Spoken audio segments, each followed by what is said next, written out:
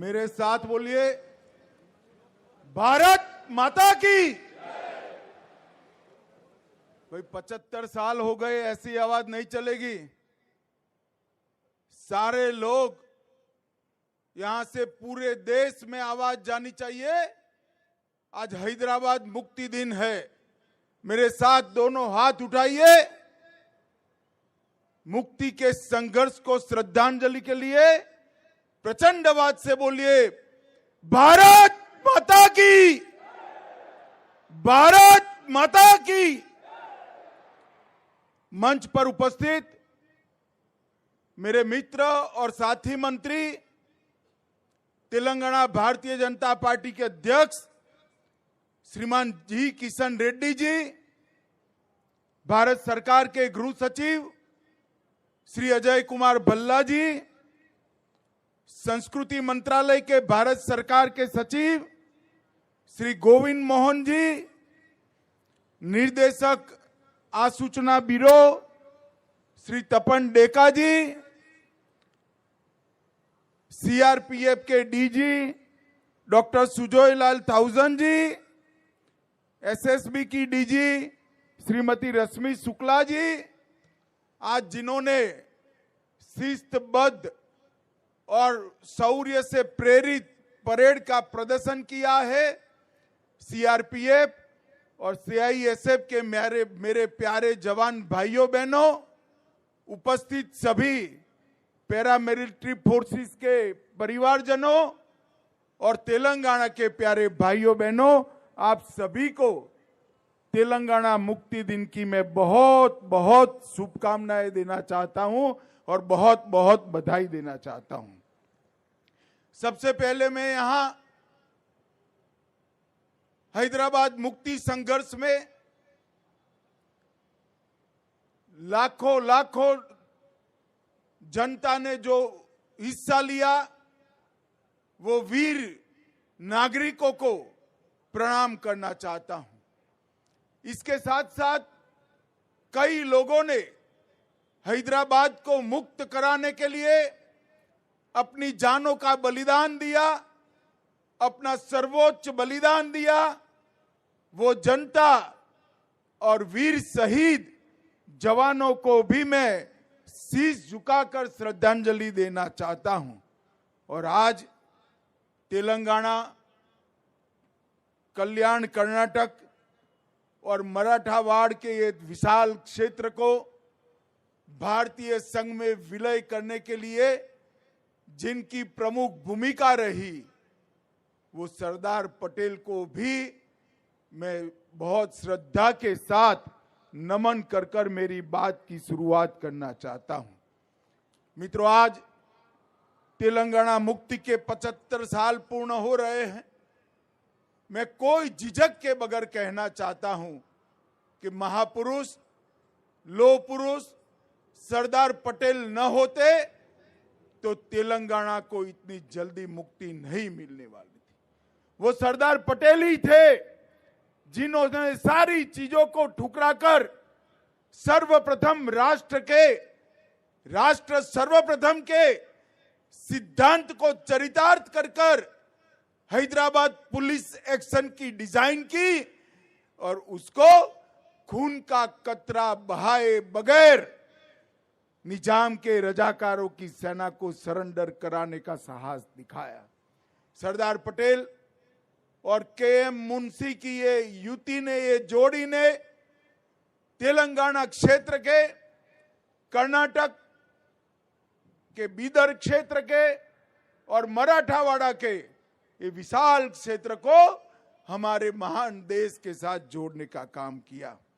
इसके साथ साथ तेलंगाना मुक्ति के लिए स्वामी रामतीर्थ, एस चेन्ना रेड्डी, नरसिम्हा राव, साईक बंदगी, केवी नरसिम्हा राव, विद्याधर गुरु, पंडित केशव कोरटकर और इसके साथ साथ अनाबेरी प्रभाकर राव, वद्दम येल्ला रेड्डी, रवि नारायण रेड्डी, बरुगुला रामकृष्ण राव, कलोजी नारायण राव, दिगंबर राव, वामनराव नाइक और श्री वाघमरे को भी मैं मन से श्रद्धांजलि देना चाहता हूं।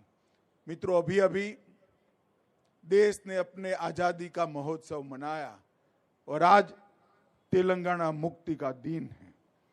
अंग्रेजों के गुलामी से मुक्ति के बाद, समग्र देश आजाद होने के बाद 399 दिन तक यहां पर क्रूर निजाम का शासन रहा और ये 399 दिन, 400 दिन समग्र तेलंगाना क्षेत्र की जनता के लिए नरक की यातनाओं से भी कठिन दिन थे। सरदार पटेल ने इस क्षेत्र की जनता की भावनाओं को सम्मान देते हुए 400वें दिन पर इस क्षेत्र को आजाद किया। कई संगठनों ने संघर्ष किया।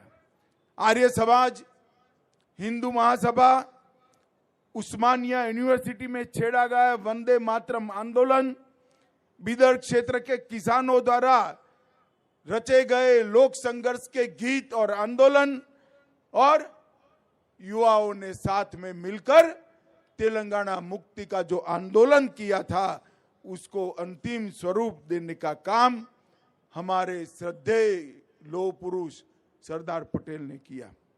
मित्रों, जैसा किशन जी ने बताया, 75 साल तक देश की किसी सरकार ने इस महान दिन को, इसकी ऐतिहासिक स्मृति को हमारी युवा पीढ़ी को याद कराने के लिए कार्यक्रम की रचना नहीं की। तुष्टीकरण की नीति के कारण हमेशा वो डरते रहे और तेलंगाना मुक्ति दिन मनाने की सिलसिला नहीं शुरू हुआ। मैं देश के प्रधानमंत्री नरेंद्र मोदी जी को बहुत बहुत साधुवाद और बधाई देना चाहता हूं कि 17 सितंबर को गत वर्ष जब 75 साल हुए, उन्होंने एक नई परंपरा शुरू की। 17 सितंबर को सांस्कृतिक मंत्रालय तेलंगाना विमोचन दिन मनाएगा और वो महान शहीदों को श्रद्धांजलि देकर हमारे नई पीढ़ी को ये संघर्ष की याद दिलाएगा। मित्रों, इसके पीछे हमारे 3 उद्देश्य हैं। एक, नए पीढ़ी को, बालकों को, किशोरों को ये महान संघर्ष की याद दिलाना और देशभक्ति के संस्कार से सिंचित करना। दूसरा, उन शहीदों को श्रद्धांजलि देना जिन्होंने हैदराबाद मुक्ति के लिए काम किया। और तीसरा, अपने आप को राष्ट्र को पुनः समर्पित करना कि शहीदों ने जो स्वप्न देखे थे, इस प्रकार के राष्ट्र की निर्मित के लिए हम आगे बढ़े। आज यहाँ पर एसएसबी इब्राहिमपट्टनम के पारिवारिक आवास का वर्चुअल शिलान्यास हुआ है। एसएसबी की फोर्स में काम करने वाले दक्षिण भारत के सारे जवानों के परिवारों के लिए एक नई शुरुआत है और मैं आशा करता हूं उससे परिवारजनों के जीवन में काफी सुलभता आएगी, सुगमता आएगी और सुविधा युक्त जीवन ये जी पाएंगे। आज यहाँ पर प्रसिद्ध पत्रकार और शहीद सोहिबुल्ला खान और रामजी गोंड दोनों की स्मृति में डाक टिकट भी जारी किए गए हैं और आज यहाँ दिव्यांग भाइयों और बहनों को भी बैटरी से चालित ट्राइसिकलर का वितरण भी करने वाले हैं, क्योंकि आज हमारे प्रिय प्रधानमंत्री नरेंद्र मोदी जी का जन्मदिन है और उसको हम सेवा दिन के रूप में भी मनाते हैं। आज ही के दिन मोदी जी का जन्म हुआ और विगत 9 वर्षों में आजादी के लिए संघर्ष करने वाले हमारे आजादी के नेताओं ने जो स्वप्न देखे थे, वो भारत के निर्माण के लिए मोदी जी के नेतृत्व में देश बहुत आगे बढ़ चुका है। 11वें स्थान पर जो रही थी हमारी अर्थव्यवस्था 2014 में, वो आज 5वें स्थान पर आई। चंद्रयान पहुंचाने वाला भारत विश्व में 4था देश बना है और G20 के माध्यम से भारत की संस्कृति, भारत की कला, भारत के खान पान, भारत की वेशभूषा, भाषाएं, ये सभी को विश्व के अंदर प्रसिद्ध करने का काम हमारे सम्माननीय प्रधानमंत्री ने किया है। इसके साथ साथ अफ्रीकन यूनियन को G20 में शामिल कर G20 को G21 में परिवर्तित करने का काम भी हमारे प्रधानमंत्री जी ने किया है। आतंकवाद, क्लाइमेट चेंज और अर्थव्यवस्था के बारे में मोदी जी का दृष्टिकोण समग्र विश्व के नेतृत्व ने आज स्वीकारा है और वो वैश्विक एजेंडा के रूप में दिल्ली डिक्लेरेशन से प्रस्तापित हुआ है। हमारे देश की कई धरोहर, चाहे उड़ीसा का कोणार्क मंदिर हो, चाहे नालंदा यूनिवर्सिटी हो, चाहे मधुबनी का पेंटिंग हो, इसको समग्र विश्व के सामने रखने का काम ये G20 समिट ने किया है। डिजिटल पब्लिक इंफ्रास्ट्रक्चर की वैश्विक मान्यता मिली। यूपीआई, बैंकिंग, आधार और मोबाइल टेक्नोलॉजी में भारत में जो क्रांति हुई है, इसकी भूरी भूरी प्रशंसा समग्र विश्व के नेताओं ने की है। मित्रों, आज मैं यहाँ आया हूं तब बहुत लंबी बात करना नहीं चाहता, परंतु एक बात जरूर कहना चाहता हूं। ये 400 दिन के निजाम के शासन में यहाँ की जनता ने जो अपार यातनाएं सहन की है, इसका हिसाब विश्व की यातनाओं के इतिहास में कहीं पर मिलना नहीं। इसीलिए सरदार पटेल ने कहा था, स्वतंत्र हैदराबाद भारत के पेट में कैंसर के समान है, उसका ऑपरेशन के बगैर और कोई रास्ता हो नहीं सकता। और इसलिए उन्होंने पुलिस एक्शन के माध्यम से हैदराबाद को स्वतंत्र करने का काम किया।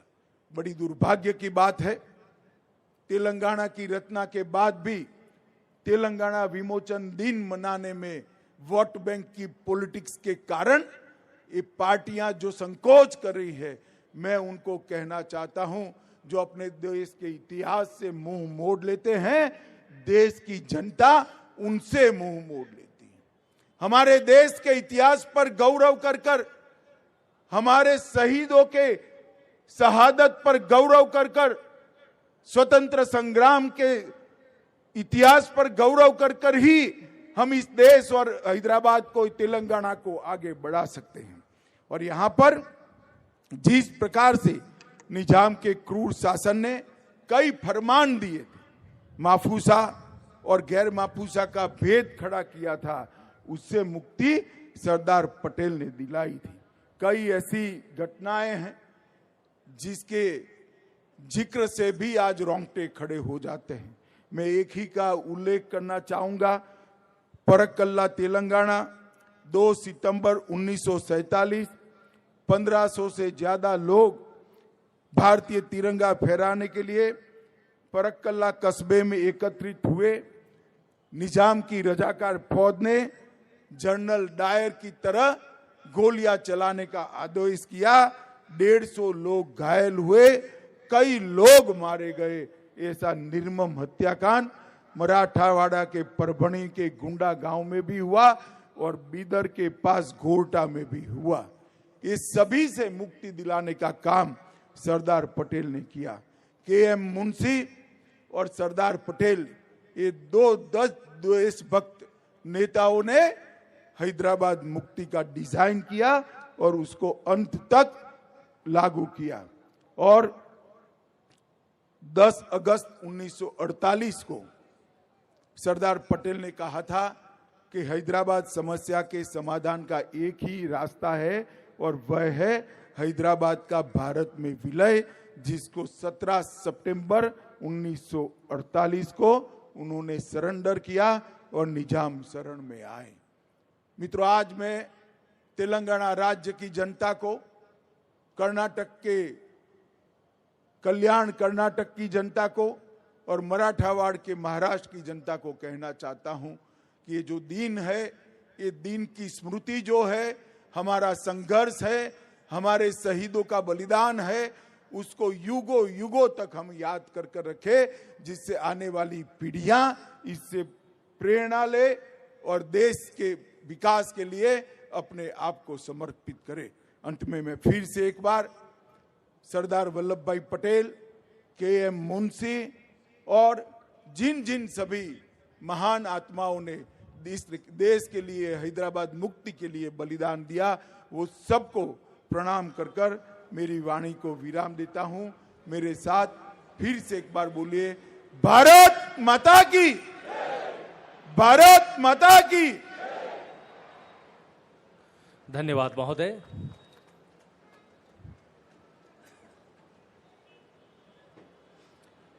अब मैं श्री जी किशन रेड्डी, माननीय केंद्रीय पर्यटन, संस्कृति और पूर्वोत्तर क्षेत्र विकास मंत्री से अनुरोध करता हूं कि महोदय माननीय मुख्य अतिथि महोदय को स्मृति चिन्ह भेंट करने की कृपा करें। आज के इस